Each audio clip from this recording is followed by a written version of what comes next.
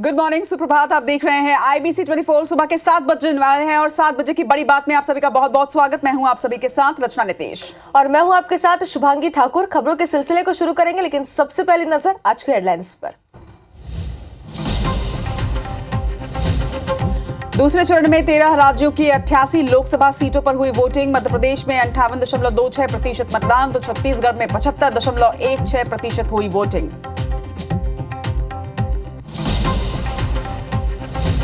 आज 2 राज्यों में चुनाव प्रचार करेंगे प्रधानमंत्री नरेंद्र मोदी। महाराष्ट्र के कोल्हापुर और गोवा के वास्को में होगी जनसभा।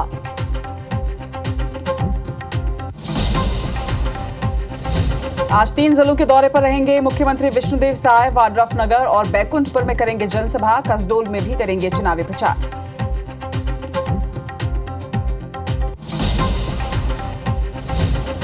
दिल्ली में कांग्रेस केंद्रीय चुनाव समिति की बैठक आज। अमेठी और रायबरेली सीट पर कैंडिडेट्स के नाम हो सकते हैं तय। प्रत्याशियों के नाम पर लग सकती है अंतिम मुहर।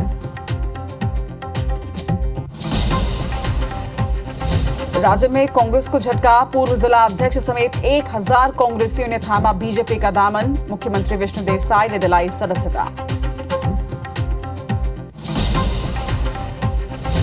मीरापुर हिंसा की जांच को लेकर सीबीआई ने जारी किया नोटिफिकेशन। 1 हफ्ते में छत्तीसगढ़ आ सकती है टीम। ईश्वर साहू बोले, सीबीआई को बताऊंगा पूरी घटना। कांग्रेस का पलटवार, बीजेपी को अपनी पुलिस पर भरोसा नहीं। जबलपुर स्क्रैप गोदाम ब्लास्ट मामले में प्रशासन का एक्शन। आरोपी समीम के 2 घरों में चला बुलडोजर। उधर NIA कर रही है पूरी घटना की जांच। मुरैना में प्रेम प्रसंग के चलते चली गोलियां। 1 की मौत, 3 लोग गंभीर रूप से घायल। परिजनों की शिकायत के बाद आरोपियों ने की फायरिंग।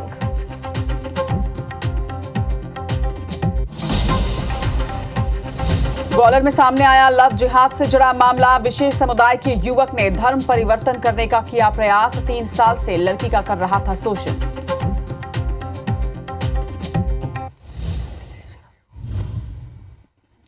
प्रायोजक हैं राजयोग पेन। खुशियां आपकी, रंग हमारे।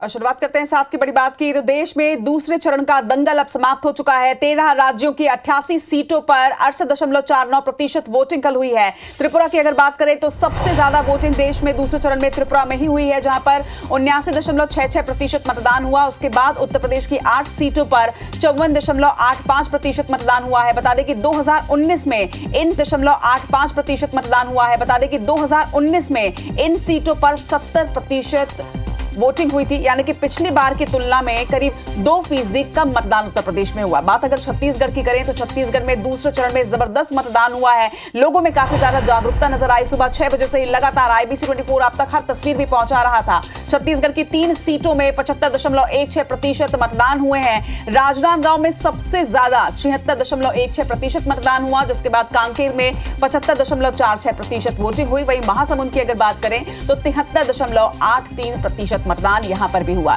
तो छत्तीसगढ़ के बाद बात करें अगर मध्य प्रदेश की, तो मध्य प्रदेश की 6 सीटों में भी कल मतदान हुए हैं दूसरे चरण में, जहां 58.26% वोटिंग हुई है। होशंगाबाद में सबसे ज्यादा 66.72% मतदान किया गया, तो सबसे कम मतदान रीवा में 49.44% रहा। बात करें टीकमगढ़ की, तो टीकमगढ़ में 59.23% मतदान हुआ है। तो दमोह में 56.33% मतदान। इसी तरह से खजुराहो लोकसभा क्षेत्र की जनता ने 56.91% मतदान किया। तो सतना में भी जागरूकता नजर आई, जहां पर 61.33% मतदाताओं ने अपने मताधिकार का उपयोग किया। तो देश में दूसरे चरण का दंगल अब समाप्त हो चुका है। दूसरे चरण में जो वोटिंग परसेंट है ये आपके टीवी स्क्रीन में, हालांकि मध्य प्रदेश में उम्मीद थोड़ी ज्यादा प्रतिशत की लगाई जा रही थी, लेकिन यहां पर 58.92% ही मतदान हुआ। माफ कीजिएगा, 58.26% मतदान यहां पर हुआ है। ओवरऑल 6 सीटों पर 58.26% मतदान सामने आया है। लेकिन बात अगर छत्तीसगढ़ की करें तो छत्तीसगढ़ की जनता ने बेहद जागरूकता दिखाते हुए महासमुंद, कांकेर और राजनांदगांव सीट पर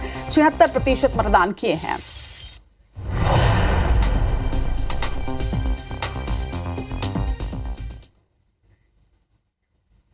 और लोकसभा के दूसरे चरण के 12 राज्यों और एक केंद्र शासित प्रदेश की 88 सीटों पर वोटिंग हुई है।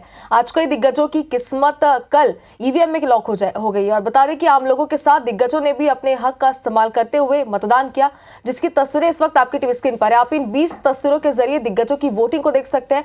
तो तस्वीरें आपको दिखा रहे हैं जहां पर आम लोगों ने तो बढ़ चढ़कर हिस्सा लिया। इसके पहले भी आपको बता रहे थे कि किन जगहों पर कितने प्रतिशत वोटिंग हुई। और अब तस्वीर आपकी टीवी स्क्रीन पर है जहां पे जो तमाम दिग्गज थे, जो प्रत्याशी थे, जो तमाम जो नेता मंत्री थे, सभी ने बढ़ चढ़कर यहाँ पर मतदान किया है और लोगों को मतदान के लिए जागरूक किया। और मतदान कितना ज्यादा जरूरी है, हक भी है और जागरूकता फैलाने के लिए यहाँ पर बताया गया है कि सभी का दायित्व भी है कि वो घर से निकलकर मतदान जरूर करे। तो ये प्रत्याशियों की अपील भी थी और तस्वीरें भी आपकी टीवी स्क्रीन पर है। कई जगहों की तस्वीरें हम आपको दिखा रहे हैं।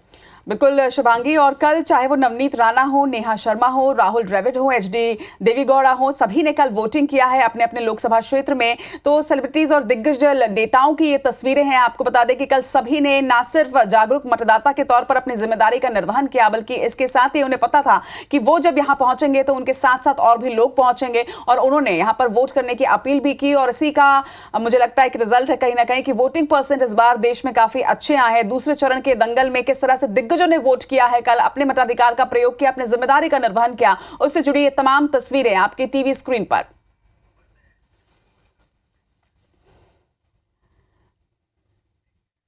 तो शुभांगी, पहले और दूसरे चरण का दंगल तो अब समाप्त हो चुका है और अब बारी है तीसरे चरण की, यानी कि 7 मई को होने वाले चुनाव की। प्रधानमंत्री नरेंद्र मोदी आज महाराष्ट्र और गोवा में प्रचार करने वाले हैं तीसरे चरण के लिए। महाराष्ट्र के कोल्हापुर में आज प्रधानमंत्री नरेंद्र मोदी की सभा होगी जिसे वो संबोधित करेंगे। गोवा के वॉस्को में चुनावी सभा होनी है जिसके लिए पूरी तैयारियां भी कल कर ली गई है। कल पीएम ने बिहार और पश्चिम बंगाल में सभा को संबोधित किया था। इस दौरान उन्होंने विपक्ष पर जमकर निशाना भी साधा, हुंकार भरी उन्होंने चुनावी हुंकार। और आज प्रधानमंत्री नरेंद्र मोदी महाराष्ट्र और गोवा में चुनावी प्रचार करने वाले हैं। एक बड़ी रैली यहां पर होगी। इसके साथ ही कोल्हापुर में प्रधानमंत्री नरेंद्र मोदी की एक बड़ी जनसभा होने वाली है जिसे वो संबोधित करेंगे।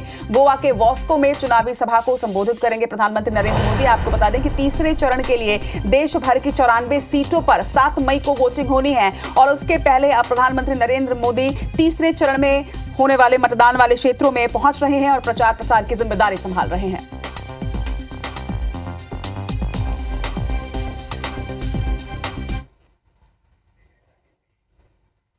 और अब बड़ी खबर दिल्ली से, जहां आज होगी कांग्रेस वर्किंग कमेटी की अहम बैठक। बची हुई सीटों पर प्रत्याशियों के नाम पर अंतिम मुहर लग जाएगी।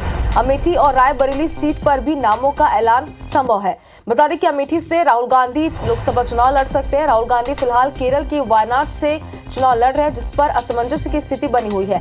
केरल की सभी 20 सीटों पर कल ही संपन्न हुआ है मतदान और रायबरेली से प्रियंका गांधी के चुनाव लड़ने की भी संभावना जताई जा रही है। तो संभावनाएं कई है, लेकिन इस पर मुहर आज कांग्रेस की वर्किंग कमेटी की बैठक में लग जाएगी। जो बची हुई सीटें हैं उन पर आज फैसला हो जाएगा। सभी की निगाहें इस पर टिकी हुई है और आज अंतिम मुहर इन फैसलों पर लग जाएगी।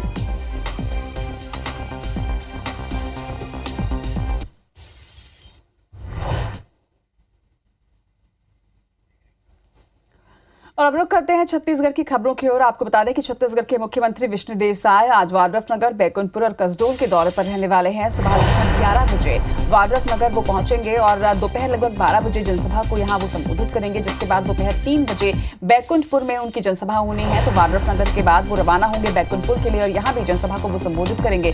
शाम 4 बजे कसडोल में भी जनसभा को संबोधित वो करने वाले हैं, जहां से शाम 6 बजे वो रायपुर के लिए रवाना हो जाएंगे। तो अब तीसरे चरण में बची हुई 7 सीटों पर छत्तीसगढ़ में चुनाव होने हैं, मतदान होने हैं। 7 मई को 7 सीट पर यहां चुनाव होंगे, वोटिंग होगी, जिसके लिए जनता को जागरूक करने के साथ ही प्रचार प्रसार की जिम्मेदारी अब मुख्यमंत्री विष्णुदेव साय संभाल रहे हैं। और आज सुबह 11 बजे से वो 3 क्षेत्रों का दौरा करेंगे। लगभग 11 बजे वाड्रफनगर में उनकी जनसभा होनी है, जिसके बाद वो वहां से कसडोल के लिए रवाना हो जाएंगे और माना जा रहा है, माफ कीजिएगा, कसडोल नहीं, बैकुंठपुर के लिए रवाना होंगे। 3 बजे बैकुंठपुर में उनकी सभा होगी, जहां से वो कसडोल रवाना होंगे और 4 बजे लगभग कसडोल में भी जनसभा को संबोधित करेंगे, जिसके बाद वहां से रायपुर वापस लौट जाएंगे।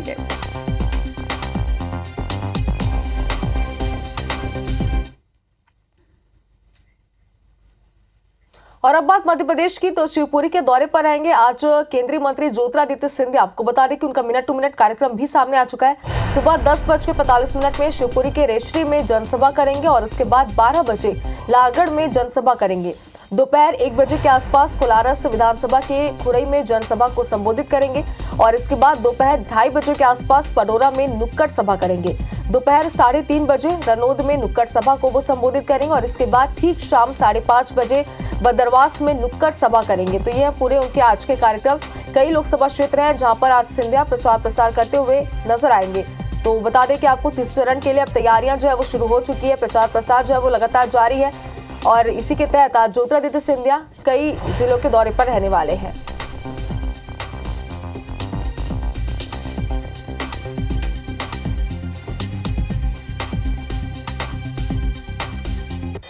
तो तीसरे चरण के दंगल के लिए दिग्गज नेता लगातार जोर लगा रहे हैं। आपको बता दें कि केंद्रीय गृह मंत्री अमित शाह ने शुक्रवार को मध्य प्रदेश में धुआंधार चुनाव प्रचार किया। सबसे पहले गुना संसदीय सीट के पिपरई में वो पहुंचे और वहां पर विशाल जनसभा को उन्होंने संबोधित किया। इस दौरान केंद्रीय गृह मंत्री अमित शाह ने कहा कि गुना वालों आपको 2 नेता मिलेंगे, ज्योतिरादित्य सिंधिया भी मिलेंगे और केपी यादव भी मिलेंगे। उन्होंने ये भी कहा कि कांग्रेस ओबीसी विरोधी पार्टी है। कांग्रेस कहती है कि इस देश के संसाधनों पर सबसे पहला अधिकार मुसलमानों का है, मगर कांग्रेस की मंशा हम पूरी नहीं होने देंगे। इसके साथ ही अमित शाह राजगढ़ के खिलचीपुर भी पहुंचे और दिग्विजय सिंह पर जोरदार हमला उन्होंने यहां बोला। उन्होंने कहा कि दिग्विजय सिंह के साथ बंटाधार शब्द जुड़ चुका है। राजनीति से इन्हें परमानेंट विदाई का इनका समय आ चुका है और इसीलिए आशिक का जनाजा जरा धूमधाम से निकले। हाथ उठाइए, उठाइए दोनों हाथ, विजय के संकल्प की मुट्ठी बींचिए। मैं आज की सभा के आभार के लिए ये कांग्रेस पार्टी ओबीसी विरोधी पार्टी रही। काका साहेब कलेलकर कमीशन का रिपोर्ट सालों तक दबाकर रखा। मंडल कमीशन का रिपोर्ट सालों तक दबाकर रखा। केंद्र की संस्थाओं में ओबीसी को रिजर्वेशन नहीं दिया, ओबीसी आयोग नहीं बनाया, मोदी जी ने किया।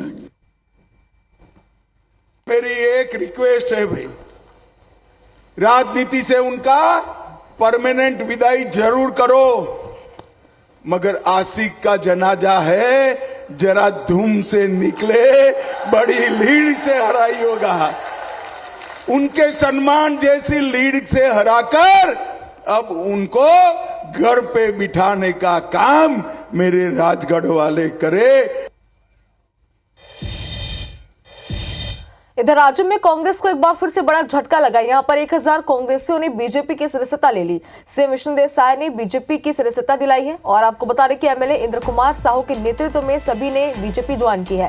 पिपरौद में चुनावी सभा को संबोधित करने के लिए मुख्यमंत्री पहुंचे हुए थे और पूर्व नगर पालिका उपाध्यक्ष, जनपद उपाध्यक्ष बीजेपी में शामिल हुए हैं। कांग्रेस के पूर्व जिलाध्यक्ष और कार्यकर्ता भी बीजेपी में शामिल हुए हैं। जो तस्वीर आपकी टीवी स्क्रीन पर है, कार्यक्रम में पहुंचे थे मुख्यमंत्री विष्णुदेव साय, जिस दौरान उन्होंने सभी को पार्टी की सदस्यता दिलाई है। तो लगातार चाहे बात करें मध्य प्रदेश की या फिर बात करें छत्तीसगढ़ की, तो कांग्रेस को लगातार झटके लग रहे हैं और बीजेपी का कुनबा लगातार बढ़ता हुआ नजर आ रहा है। एक बार फिर से ऐसी तस्वीर सामने आई है जहां पे मुख्यमंत्री पहुंचे हुए थे इस कार्यक्रम में, लेकिन यहाँ पे हजारों लोगों ने बीजेपी की सदस्यता ली है।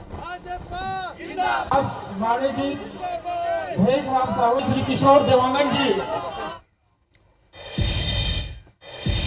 और अब बात करते हैं बेमेतरा के बीरनपुर हिंसा की। बीरनपुर हिंसा की जांच को लेकर अब सीबीआई ने एक नोटिफिकेशन जारी किया है। पूरी खबर आपको बताते हैं। दरअसल 1 हफ्ते के भीतर सीबीआई की टीम जांच के लिए छत्तीसगढ़ आ सकती है, जानकारी सामने आ रही है। 8 अप्रैल 2023 को जिस तरह से साजा के बीरनपुर में सांप्रदायिक हिंसा हुई, जिसमें समुदाय विशेष के लोगों ने भाजपा विधायक ईश्वर साहू के बेटे भुवनेश्वर साहू की हत्या कर दी थी। प्रदेश में भाजपा की सरकार बनने के बाद राज्य सरकार ने केंद्रीय गृह मंत्रालय को एक पत्र लिखकर सीबीआई जांच की इस मामले में मांग की थी। अब सीबीआई नोटिफिकेशन जारी करने के बाद एफआईआर दर्ज कर सकती है। वहीं इसके अलावा सीबीआई राज्य में हुए पीएससी घोटाले की जांच भी कर सकती है, ये भी संभावनाएं जताई जा रही हैं। इस पर कांग्रेस ने अब तंज भी कसा है। राज्य सरकार को अपनी पुलिस और उसकी जांच पर भरोसा नहीं है, ये कांग्रेस का कहना। वहीं भाजपा सरकार सनसनी और पॉलिटिकल प्रोपेगेंडा फैलाने के लिए मामले की जांच सीबीआई से करवाना चाहती है, ये वो कह रहे हैं। वहीं साजा के भाजपा विधायक ईश्वर साहू ने भी एक बयान दिया और कहा है कि अब असली आरोपी जेल के अंदर होगा। प्रदेश के डिप्टी सीएम अरुण साव ने कहा कि सीबीआई जांच होने से निश्चित ही न्याय मिलेगा और मोदी की गारंटी पूरी होगी।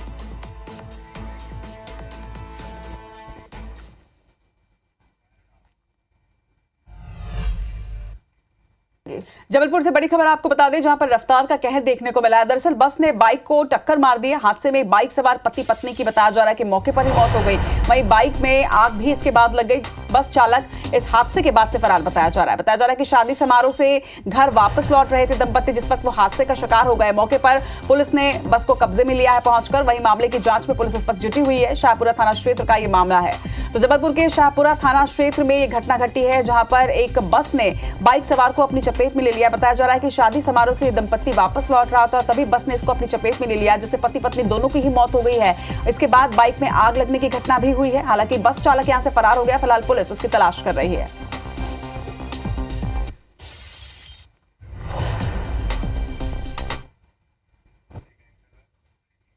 इधर सिंगरौली में बाइक अनियंत्रित होकर पेड़ से टकरा गई। हादसे में बाइक सवार 2 लोगों की मौत हो गई है और देर रात कटरा जंगल के पास की पूरी घटना है।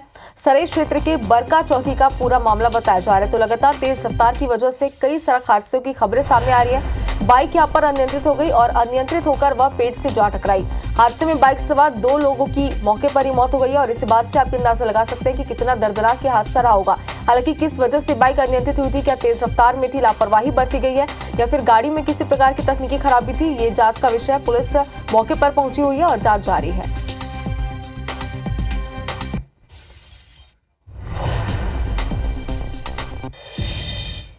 और हादसे से ही जुड़ी एक और खबर राजधानी रायपुर से, जहां पर चलती कार में अचानक आग लग गई। बताया जा रहा है कि आग में जलकर कार पूरी तरह से जलकर खाक हो चुकी है। कार में आग लगने का कारण हालांकि अब तक अज्ञात बताया जा रहा है। लाखीनगर चौक के पास की घटना बताई जा रही है। तो राजधानी रायपुर में कल देर रात लाखीनगर चौक में देखिए किस तरह से बीच सड़क में ये आग लगी है। चलती हुई कार में अचानक आग लगने की घटना हुई है और इस तरह की घटनाएं लगातार सामने आ रही है, जब चलती हुई गाड़ियों में आग लग जा रही है। ये तस्वीर लाखीनगर चौक की, जहां पर चलती हुई कार में अचानक से आग लगी। गनीमत रही कि किसी तरह की कोई जनहानि नहीं हुई है। हालांकि कार इसमें जलकर पूरी तरह से खाक हो चुकी है, लेकिन कार सवार ने जब देखा कि कार में आग लग चुकी है तो सही समय पर कार सवार ने बाहर कूदकर अपनी जान बचा ली, लेकिन इस आगजनी में कार पूरी तरह से जलकर खाक हो चुकी है।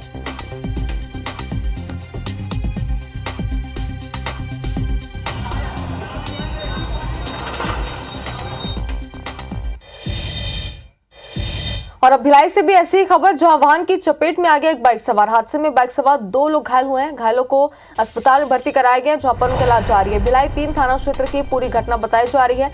तो बाइक सवार जो है वो वाहन की चपेट में आ गया और यहाँ पर भी तेज रफ्तार की वजह से एक हादसा हुआ है। 2 लोग इस बाइक में सवार थे, दोनों की हालत गंभीर है, जिन्हें जल्द से जल्द अस्पताल में भर्ती कराया गया। फिलहाल उनका इलाज वहां पर जारी है।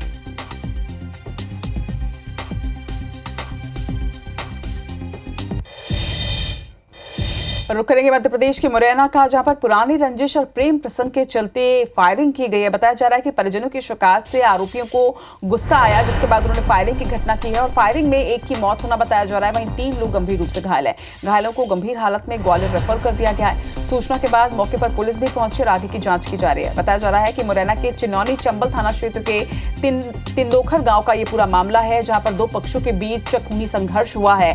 पुरानी रंजिश और प्रेम प्रसंग के चलते बताया जा रहा है कि एक पक्ष ने दूसरे पक्ष पर फायरिंग कर दी, जिसमें एक की मौत हो गई है। वहीं 3 लोग गंभीर रूप से घायल हैं।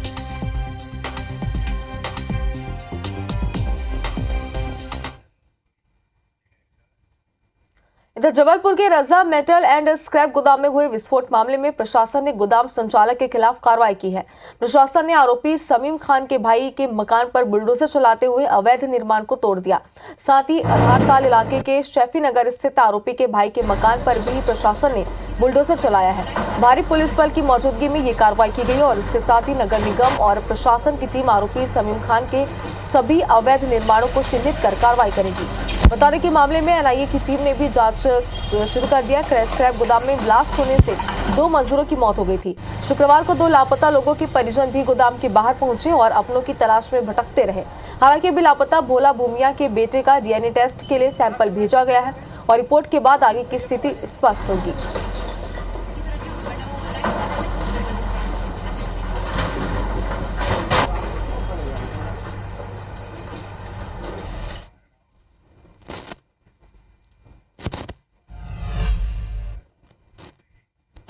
और अब वक्त है स्पोर्ट्स न्यूज का। आपको बता दें कि आईपीएल में आज एक ही दिन में 2 मैच होने हैं। पहला मैच दिल्ली वर्सेस मुंबई के बीच होने वाला है, वहीं दिल्ली कैपिटल्स और मुंबई इंडियंस के बीच आज घमासान होने वाला है।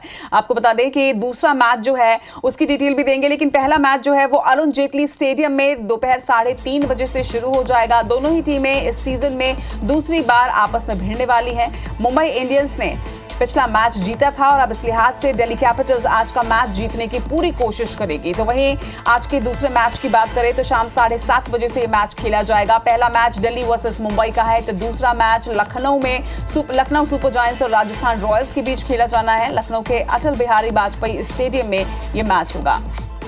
तो 2 मैच आज आईपीएल में होने वाले हैं, यानी कि आज का दिन खेल जगत के लिए बेहद खास होने वाला है, खेल प्रेमियों के लिए बेहद खास होने वाला है, क्योंकि 3:30 बजे से पहला मुकाबला दिल्ली वर्सेस मुंबई के बीच होगा। दिल्ली कैपिटल्स और मुंबई इंडियंस के बीच आज का पहला मुकाबला 3:30 बजे शुरू हो जाएगा। मुंबई के अरुण जेटली स्टेडियम में दोपहर 3:30 बजे इसकी शुरुआत हो जाएगी। दोनों ही टीमें आपको बता दें कि सीजन में दूसरी बार भिड़ने जा रही है। हालांकि पहला मैच जो था वो मुंबई इंडियंस ने जीत लिया था और इस लिहाज से दिल्ली आज अपना दमखम दिखाने की पूरी कोशिश करेगी। वहीं दूसरे मैच की अगर बात करें तो शाम 7:30 बजे से लखनऊ सुपर जायंट्स और राजस्थान रॉयल्स के बीच ये अहम मुकाबला होने वाला है और इस मुकाबले में देखना होगा कि कौन जीतता है। लखनऊ के अटल बिहारी वाजपेयी स्टेडियम में ये दोनों टीमें आपस में भिड़ने वाली हैं।